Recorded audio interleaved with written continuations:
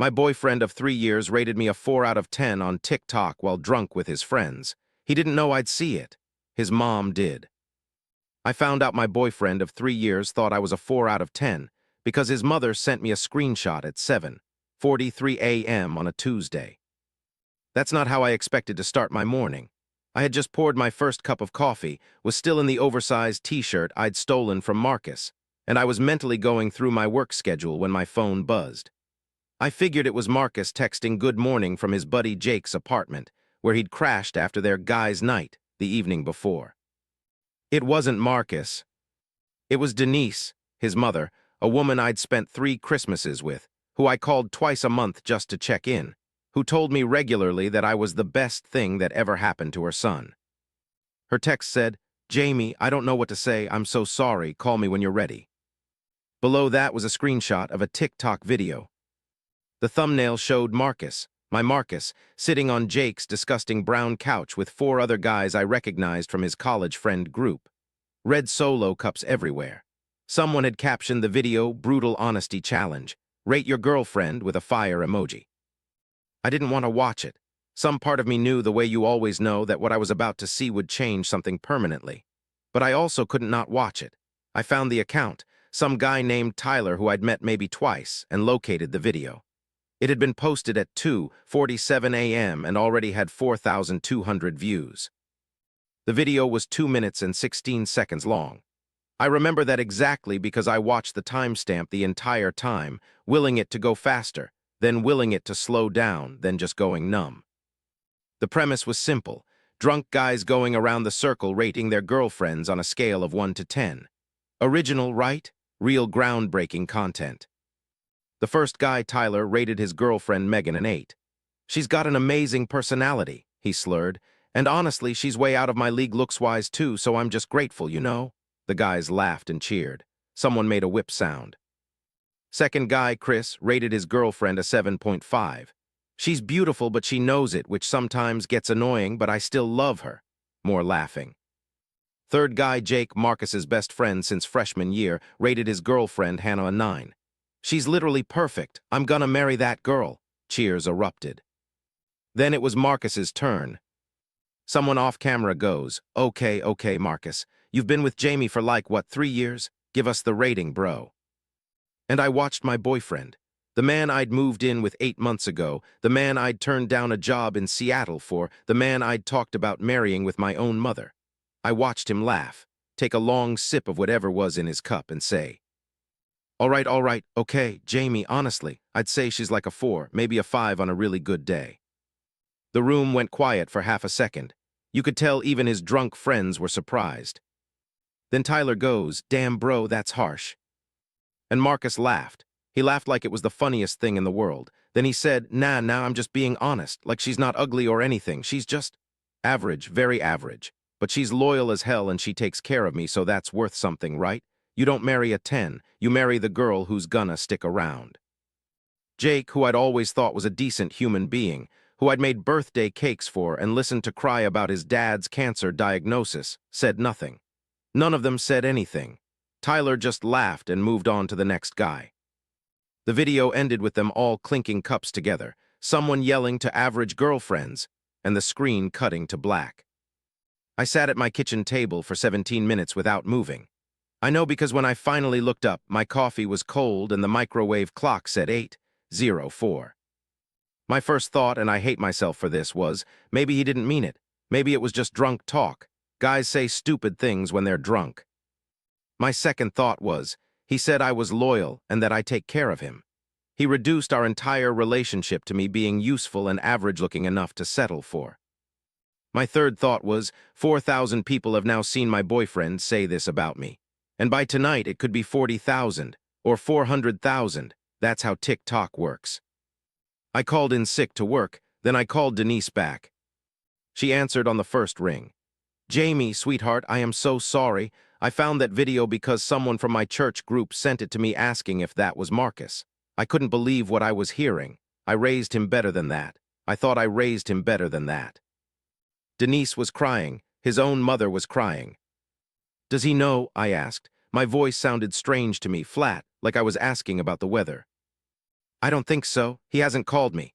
But Jamie, I want you to know that whatever you decide to do, I support you.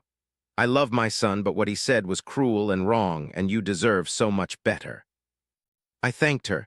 We talked for a few more minutes, but honestly, I don't remember what either of us said. I was running on autopilot.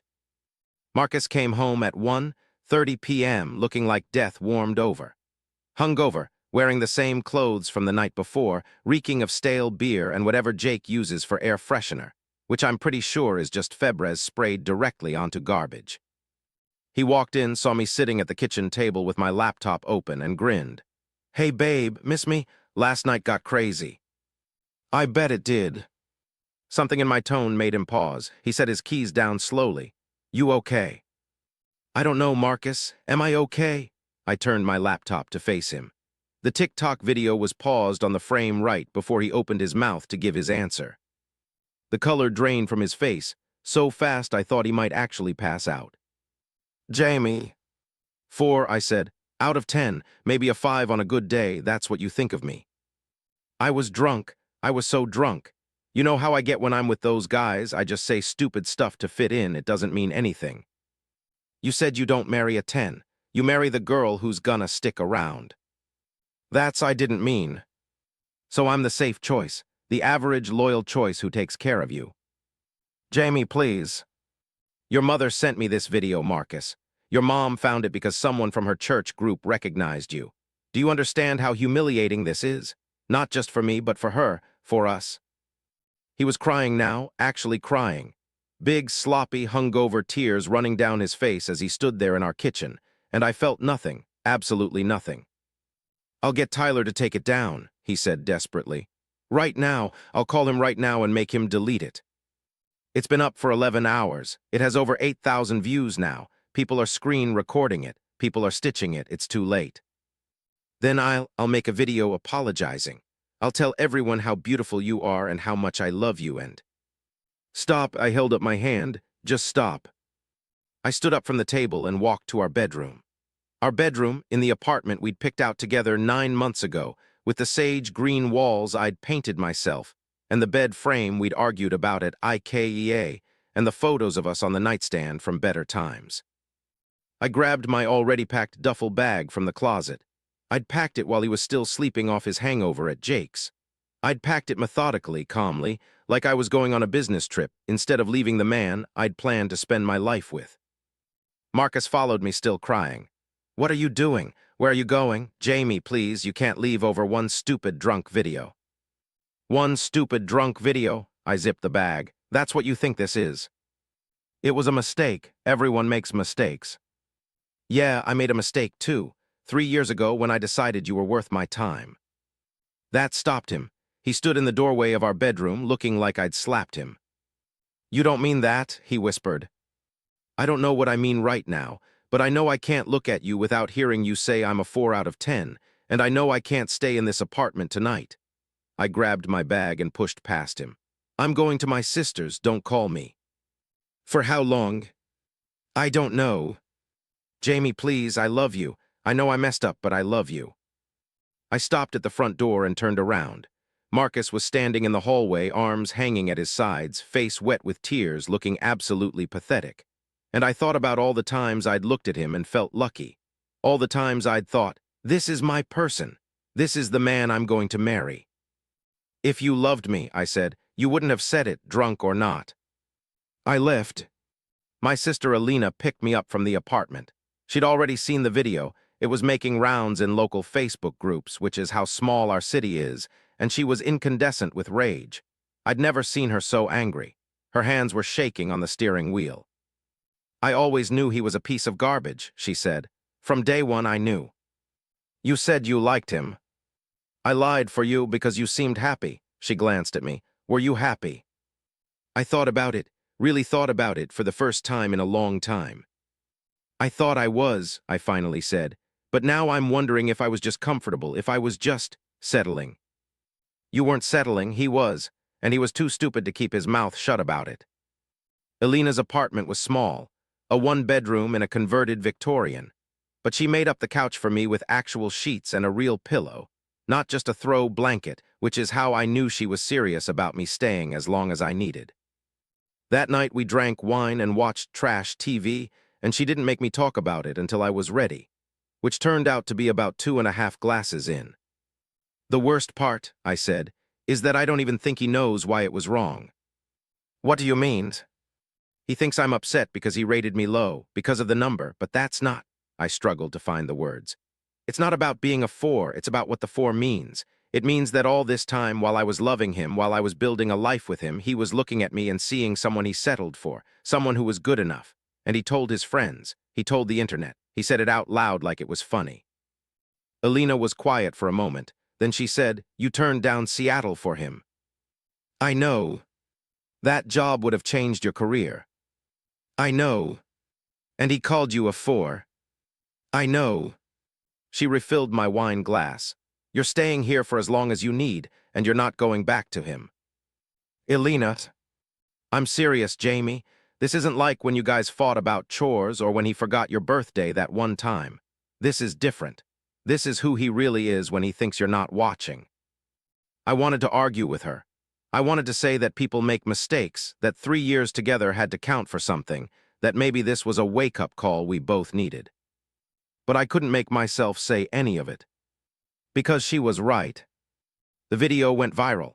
Actually viral. Not just local Facebook group viral, national TikTok viral.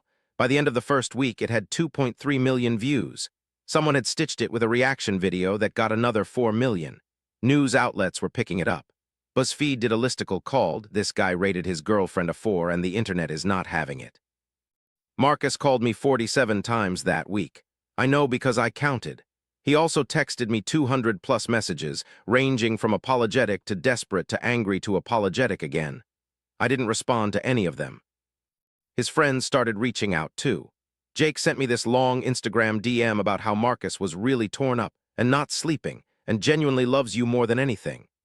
Tyler, the guy who posted the video, actually had the nerve to message me saying no hard feelings and asking if I wanted him to take the video down since it's causing drama. I responded to that one. I said, "The video has 3 million views. Taking it down now won't change anything, but thanks for your concern." He didn't respond. The weirdest part of the whole thing was becoming a minor internet celebrity. People found my social media. They sent me messages of support, thousands of them. Women who'd been in similar situations.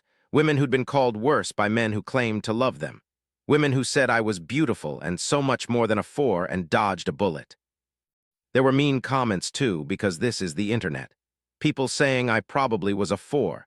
People saying I was overreacting. People saying Marcus was just drunk and everyone was being too sensitive. But they were vastly outnumbered by the supportive ones. One woman sent me a message that I still think about. She said, "I stayed with a man who said things like this about me in private for 12 years. By the time I left, I believed every word. You got out after one video. That's a gift." I cried for an hour after reading that. 2 weeks after the video, Marcus showed up at Alina's apartment unannounced. It was a Saturday afternoon. Alina was at work. I was on the couch in sweatpants, halfway through a pint of ice cream, watching a true crime documentary about a man who murdered his wife. The irony was not lost on me. The buzzer rang. I ignored it. It rang again and again and again. Finally, I checked the intercom camera. There was Marcus holding flowers, looking like he hadn't slept in days. I pressed the button. "Go away, Marcus." "Jamie, please, just 5 minutes. Just give me 5 minutes to explain." "There's nothing to explain. I heard what you said." "But you didn't hear the context." "The context was your friends asking you to rate your girlfriend, and you said I was a 4. What context am I missing?" I was trying to be funny. I was trying to fit in with those guys. You know how they are, they're always. They all rated their girlfriends 7s and 8s and 9s. You rated me a 4. How is that fitting in? He didn't have an answer for that.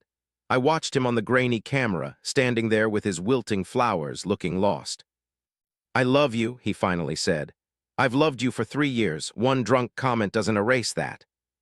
"No," I agreed, "but it shows what's underneath it, and I can't unsee that."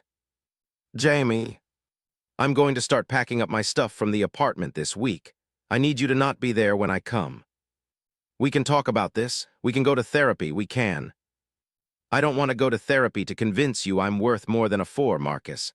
I shouldn't have to. I turned off the intercom. He buzzed 3 more times, then gave up. From the window, I watched him walk back to his car, still holding the flowers. He sat in the driver's seat for 20 minutes before finally leaving. I didn't feel anything. Not sad, not angry, not relieved, just empty. I moved my stuff out of the apartment on a Wednesday. True to his word, or maybe just because I'd threatened to call the police if he was there, Marcus wasn't home. But evidence of him was everywhere. The socks on the bathroom floor, the dishes in the sink, the framed photo of us on the mantel, now turned face down. The smell of his cologne on the sheets I was no longer going to sleep in. I took only what was mine, the books I'd brought into the relationship, the kitchen appliances that had been gifts from my parents, my clothes, my toiletries, my collection of succulent plants that I'd spent 3 years keeping alive despite Marcus's tendency to help by overwatering them. I left everything else, the coffee maker we'd bought together, the art prints we'd picked out at that street fair on our 2-year anniversary, the bedroom furniture we'd argued about at IKEA. I left the key on the counter. As I was carrying the last box out to Alina's car, I noticed an envelope taped to the front door. My name was written on it in Marcus's handwriting. I almost didn't open it, but some masochistic part of me needed to know what he had to say now that words were permanent, now that he had to think about what he was putting down on paper. The letter was 4 pages long. I'll spare you most of it, but here's the gist. He said he was sorry. He said he didn't mean it. He said he'd been insecure his whole life about being with someone out of his league, and that the rating was some kind of twisted defense mechanism, a way to feel like he had power in the relationship. He said he'd been going to therapy. He'd started the week after the video and was already learning so much about himself. He said he wanted me to come to a session with him. He said he wanted to prove he could change. He said he'd spend the rest of his life making it up to me if I'd just give him one more chance. And then at the very end, he wrote, "You were never a 4, Jamie. You were always a 10. I was just too scared to admit it because I didn't think a 10 would ever want to be with me." I read that line 3 times. Then I ripped the letter in half, dropped it in the trash can by the parking lot, and drove away. Here's the thing about that letter and about Marcus's whole apology tour. It was still ultimately about him. He wasn't sorry because he'd hurt me. He was sorry because his words had consequences. He was sorry because the video went viral and he looked like a jerk. He was sorry because I left and his comfortable life got uncomfortable. Even his explanation, the insecurity, the defense mechanism, was about making himself feel better. It was about reframing his cruelty as some kind of psychological quirk that could be therapized away, rather than a fundamental character flaw. And that line about me being a 10 all along, that was the worst part, because it was still reducing me to a number. It was still saying my worth was something he got to determine based on some arbitrary scale. I didn't want to be a 10 or a 4 or anything in between. I wanted to be a person. A whole, complex person whose value wasn't determined by how attractive my boyfriend found me on a given day. Marcus didn't understand that. Maybe he never would. The months after the breakup were hard, but not in the way I expected. I thought I'd be devastated. I thought I'd miss him constantly. I thought I'd wake up reaching for him in the middle of the night and cry when I remembered he wasn't there. But mostly I just felt free. Free to stop pretending I didn't notice the little comments he made about my weight or my clothes or my makeup. Free to stop contorting myself into the low-maintenance girlfriend he always praised me for being. Free to stop managing his emotions, his friendships, his relationship with his mother. I'd spent 3 years being Marcus's support system, his cheerleader, his therapist, his maid, his chef, his personal assistant. I'd put his needs first so consistently that I'd forgotten I had needs of my own. Alina said it best one night when we were eating takeout on her couch. You were so busy being everything for him that you stopped being anything for yourself. She was right, and now, for the first time in 3 years, I had space to figure out who I was without Marcus. I started therapy. Real therapy, not the kind Marcus was doing to win me back. I talked about the relationship, about my patterns, about why I'd stayed so long with someone who clearly didn't value me the way I deserved. My therapist, Dr. Chen, said something in our 3rd session that broke something open in me. She said, "You didn't stay because you thought you were a 4. You stayed because you thought taking care of him made you valuable. When you realized he didn't see you clearly, you lost your sense of purpose in the relationship." I cried for 20 minutes after she said that, because she was right. I'd built my entire identity around being a good girlfriend, a supportive partner, a caretaker. And when Marcus revealed that none of that had earned me his respect, I didn't know who I was anymore. 6 months after the video, I got a DM from a producer at a podcast called Viral Fallout. They wanted to interview me about being the woman from the 4 out of 10 video. My first instinct was to say no. I'd been trying to move on from the whole thing, to rebuild my life without the shadow of Marcus's words hanging over me. But then I thought about all those women who'd messaged me after the video went viral. All those women who'd stayed in relationships with men who made them feel small. All those women who'd believed the numbers their partners assigned them. I said yes. The interview aired in August. It was an hour long. I talked about the video, about the breakup, about the aftermath. I talked about learning to value myself for who I was, not for how I looked or how well I took care of someone else. I talked about therapy and growth and starting over. And I talked about Marcus, not angrily, not bitterly, but honestly. I said that I hoped he was getting the help he needed. I said that I didn't hate him. I said that the best thing he ever did for me was show me exactly who he was, even if it wasn't intentional.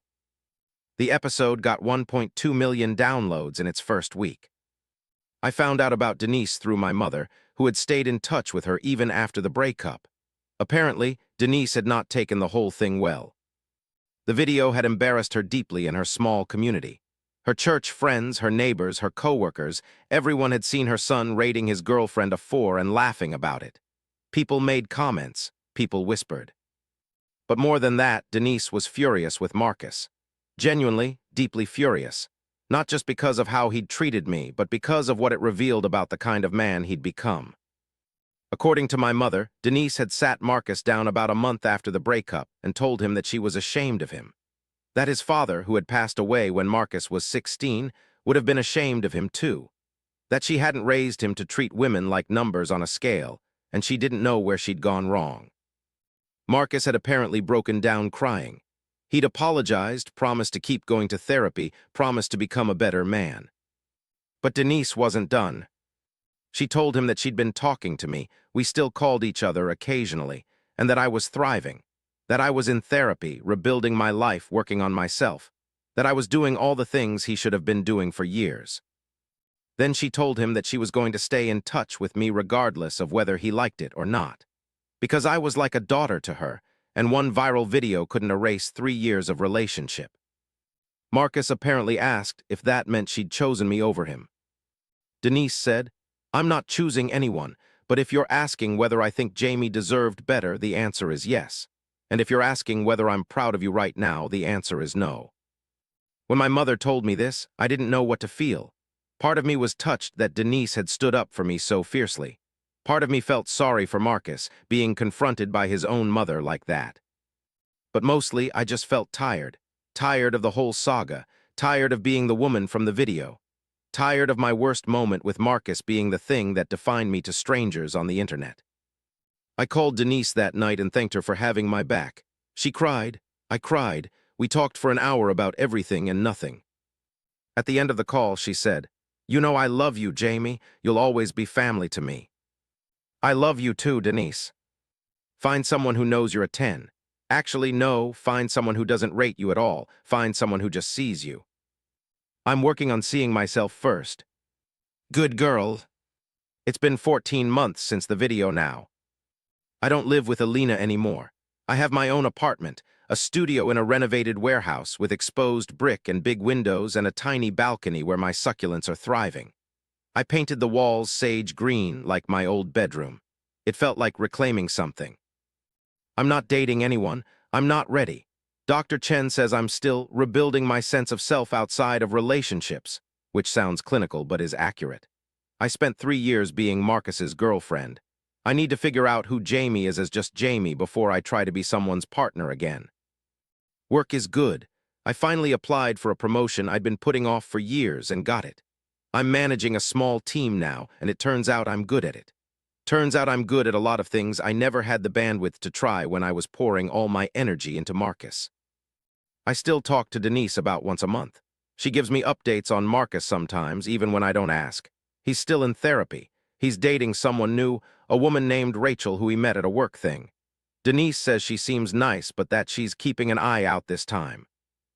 I hope he treats Rachel better than he treated me. I hope therapy actually changed something in him, not just made him better at apologizing. I hope, for his sake and for hers, that the man in that video isn't who he really is. But honestly, I've stopped caring that much. Marcus is part of my past now, an important part, a formative part, but still the past. He taught me things about myself, mostly by showing me who I didn't want to be. And for that, weirdly, I'm almost grateful. The video is still out there. It'll probably be out there forever, the way internet things are. Sometimes people still recognize me from it, though less and less as time goes on. When they do, they usually say something supportive, something about how strong I am for leaving, how well I've handled everything. I always thank them, but I don't feel particularly strong or impressive. I just feel like someone who got shown the truth about her relationship and chose to believe it. That's not heroic. That's just survival. Last week I was scrolling TikTok. Yes, I still use the app, no, I don't avoid it, when I came across a video from a woman who just discovered something terrible about her boyfriend. She was crying, asking for advice, asking whether she should stay or go. The comments were full of people telling her to leave. They were citing my video, actually, saying things like, "Remember that 410 guy? Don't let this be you." I thought about commenting, but I didn't know what to say. There's no magic words that make leaving easier. There's no advice that takes away the fear of starting over, the guilt of giving up, the grief of losing the future you'd imagined. In the end, I just saved the video and kept scrolling. But that night, I thought about what I wish someone had told me 14 months ago, when I was sitting at my kitchen table staring at a screenshot from my boyfriend's mother. I wish someone had said, "The way he talks about you when you're not there, that's who he really is. The version you see every day is the performance. This is the truth." I wish someone had said, "You're not obligated to fix someone who breaks you." I wish someone had said, "You are allowed to leave a relationship even if he didn't hit you, even if he never called you names to your face, even if everyone else thinks he's a great guy. You are allowed to leave because the way he makes you feel is reason enough." I wish someone had said, "Numbers are for math class, you are not a number." And most of all, I wish someone had said, "You will survive this, you will be okay, you might even be better." Because I am. I'm not a 4 out of 10, I'm not a 10 out of 10 either, I'm not a number at all. I'm just Jamie, and finally, after 3 years of being someone's average loyal girlfriend, I'm starting to understand what that means. Marcus sent me a message last month. First contact in almost a year. It said, "I know you probably won't respond to this, and I get it, but I wanted you to know that I think about what I did every single day. I'm sorry, not for what it cost me, I deserved that, but for what it cost you. You didn't deserve to find out that way. You didn't deserve to be talked about like that. You didn't deserve any of it. I hope you're happy. I hope you find someone who actually deserves you. I'm going to spend the rest of my life trying to become the kind of man you thought I was. I'm sorry I wasn't him." I read the message 3 times. Then I screenshotted it and sent it to Alina, who replied with a gif of a woman rolling her eyes. I didn't respond to Marcus. I thought about it. I even drafted a few different replies, but in the end there was nothing left to say. I'd made my peace with what happened. His peace was his own problem to figure out. But I kept the message. I don't know why. Maybe as proof that he eventually understood. Maybe as a reminder of what I walked away from. Or maybe just because sometimes you need evidence that it wasn't all in your head, that you weren't crazy for leaving, that the thing you saw was real, even when everyone's trying to convince you it wasn't. The video of Marcus calling me a 4 out of 10 has 11.7 million views now. It's been analyzed, stitched, duetted, dissected, and debated by millions of strangers. My face is pixelated in most of the reshares. Someone added that after I asked, but anyone who knew me would still know it was me. For a long time, I hated that video. I hated that the worst moment of my relationship was public, that my humiliation was entertainment, that strangers felt entitled to weigh in on my worth. But now, I don't know, I've made peace with it too. Because that video, as horrible as it was, set me free. It showed me who Marcus was in a way that years of subtle comments and small disappointments never could. It gave me the clarity to leave. It connected me with thousands of women who'd been through similar things. And it taught me something important. The things people say about you when they think you're not listening, those are the truths that matter. I'm glad I was listening,